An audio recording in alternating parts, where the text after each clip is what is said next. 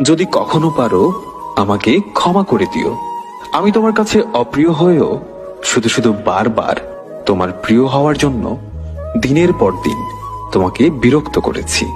প্রিয় মানুষটার নামের মধ্যে এক অদ্ভুত রকমের অনুভূতি রয়েছে। জীবন চলার পথে সে নামটা কখনো দেখলে বা শুনলে মানুষটার কথা বড্ড বেশি মনে পড়ে। কেউ কেউ স্বপ্নের জন্য পরিবার ছাড়ে, আবার কেউ কেউ পরিবারের জন্য স্বপ্ন ছাড়ে। আবার অনেকেই আছে এই দুটোর জন্যই দুনিয়াটা ছেড়ে দেয়।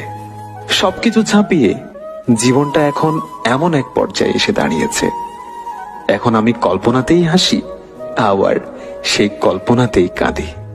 সময় বদলে গেছে, তুমিও সময়ের সাথে সাথে বদলে গেছো। বদলাতে শুধু আমি পারিনি, তাই তো আমি আজও আগের মতো তোমাকে